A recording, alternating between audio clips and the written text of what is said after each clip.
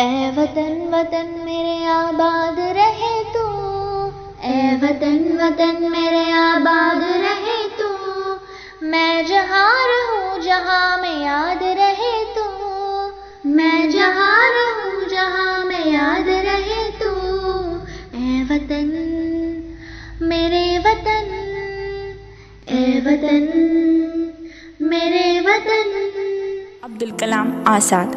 Maulana Abdul Kalam Azad was an Indian independence activist, Islamic theologian, writer, and a senior leader of the Indian National Congress. His full name was Abdul Kalam Ghulam Muhyiddin Ahmad bin Khairuddin Al-Hussaini Azad. Following India's independence, he became the first Minister of Education in the Indian government. He is commonly remembered as Maulana Azad. The word Maulana is an honorific meaning, our master, and he had adopted Azad as his pen name. Azad became an enthusiastic supporter of Gandhi's ideas of non-violent civil disobedience and worked to organize the non-cooperation movement in protest of the Raoul 1919 Rowlatt Acts. Azad committed himself to Gandhi's ideals. In 1923, at an age of 35, he became the youngest person to serve as the president of the Indian National Congress. In his articles published in magazines and newspapers, he always criticized the British rule and its activities. He was a journalist by nature who made his writing an ultimate weapon against the British rule in India. For his contribution in the freedom struggle, socio-religious harmony in society, and major work as an HRD minister, Birsa Munda was an Indian tribal freedom fighter, religious leader, and folk hero who belonged to the Munda tribe. He born on 15 November 1875 at Ranchi. His parents were Sugana Munda and Karmi Hattu. His spirit of activism is remembered as a string mark of protest against British rule in India. He was a spearhead behind the millenarian movement that arose in the Bengal Presidency. Munda spent his childhood surrounded by Christian missionaries whose main mission was to convert as many tribal people as possible. He was advised by his teacher to enroll in the German mission school, but to get admitted, Munda was forced to convert to Christianity.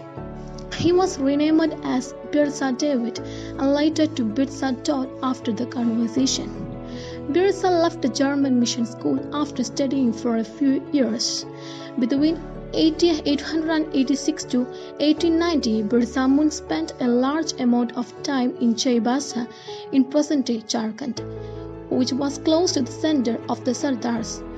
This had a strong impact on the mind of the young Birsa, who soon became a part of the anti-missionary and anti-government program. From a Vaishnav monk, Birsa learned about Hindu religious teachings and studied ancient scriptures along with the Ramayana and Mahabharata. Birsa wanted to reform the tribal society, and so he urged them to let go of beliefs in witchcraft and instead stressed on importance of prayer, staying away from alcohol, having faith in God, and observing a code of conduct. Birsa Munda then founded a new religion called Birsait. The religion believed in one God and encouraged them to revert to their original religious beliefs. People started referring to him as an economical religion healer, a miracle worker, and a preacher. People belonging to Aron and Munda became convinced Brisatis, and many started referring him Dharti Abba, or Father of Earth. Through his religion, Munda also preached a strong anti-British sentiment and mobilized thousands of tribal folk to form guerrilla armies to attack the Raj. His slogan, threatening the British Raj, is still remembered today in the states of Odisha, Bihar, West Bengal, and Madhya Pradesh. The slogan was Raj Sitar Jana, Maharani Raj Tundu Jana, which means let the kingdom of the queen be ended and our kingdom will be established. Tadia Tope was born in 1814 in Yola, Nasik district of Maharashtra to Pandurang Rao Tope and Rukmabai. Tandya Tope was a general in the rebellion of 1857 and one of its notable leaders. He was born as Ramachandra Pandurang Tope to a Maratha Brahmin family and took on the title Tope, meaning commanding officer. Tandya Tope was one of the freedom fighters who fought against the British. He was a chief in the palace of Peshwa Bajrao. He was a close friend of Nana Sahib, the adopted son of the Peshwa. Tandya Tope held an important position when Nana Sahib was the successor after the death of the Peshwa. When the East India Company denied Nana Sahib a pension, Tope also became anti-British. During the riots of 1857, Tandya Tope fought alongside Nana Sahib. Nana Sahib fled to Bitur when the British army conquered Kanpur. Tandya Tope took over the leadership of the remaining army and set out to capture Kanpur from the British army. Although Kanpur was partially liberated, General Colin Campbell's army defeated Tope's army in the Second Battle of the Kanpur.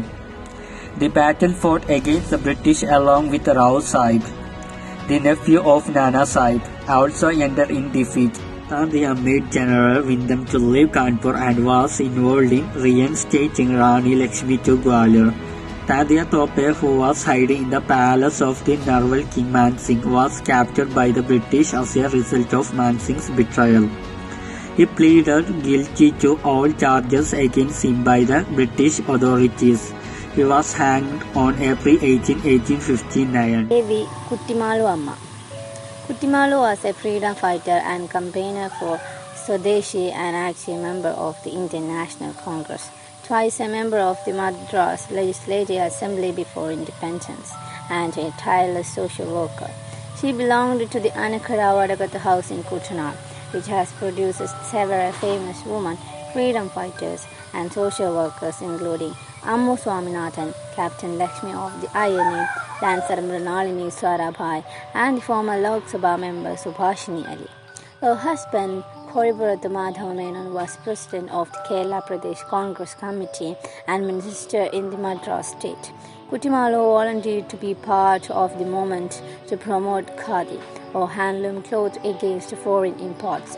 In 1930, she picketed shops selling foreign clothes in the city of Calicut the following year.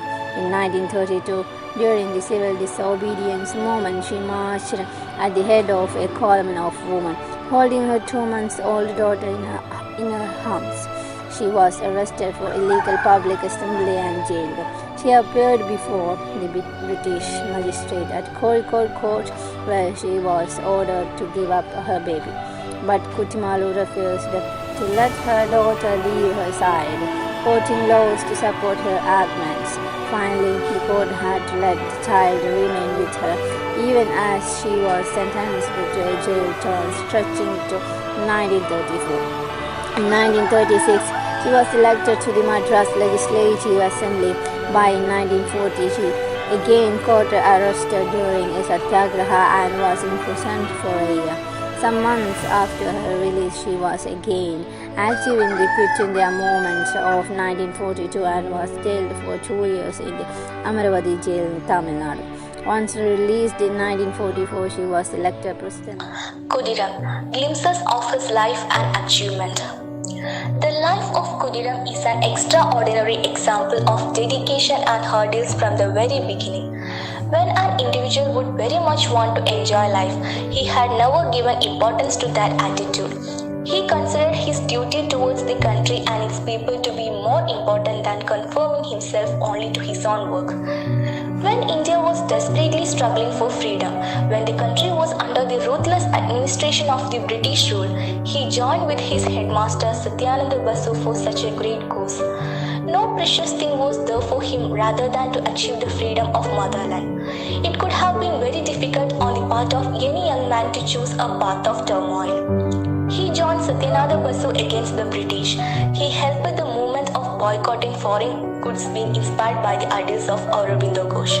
In this movement, they had to stage dharna in front of the shops selling foreign goods. For this, he had to tolerate many difficulties. He was aware that without the use of Swadeshi goods and boycott of the foreign goods, the economic development of the country is impossible. This consciousness made him a revolutionary, which was reflected in his doings. To bring an end to the selling of foreign goods, he burned many shops with foreign goods. That time favored Khudiram and he was not identified by the spy. Slowly but steadily, he started molding the minds of the people against the British. For this, he had to distribute the booklet named Sonar Bangla, which was written by the Gupta Samiti. This booklet contained the British injustice towards the Indians. This work was delicately done by Khudiram, and while doing so, he was captured by the police force. This time, a case was filed against Khudiram and he was declared as the defaulter. But in this team, his age was only 14 and not old enough for the imprisonment. Khudiram's Gupta team joined with Sri Aurobindo. At that time, Sri Aurobindo published 2 magazines. One in English is called Bande Mataram and another in Bengali. These magazines aimed to create awareness about the English dictatorship and ruthless unlawful rule that was effective in that time and made many people to join the movement of Aurobindo. That was a headache for the British authority. For this, Sri Aurobindo was arrested by the British. Subsequently, Sri Aurobindo was released, but the printing authority, Bipin Chandrapal, was imprisoned. This incident made an impact on the mind of the revolutionists like Khudiram. During this time, the revolutionaries made plan to kill King Spot, but the British administration came to know about the plan.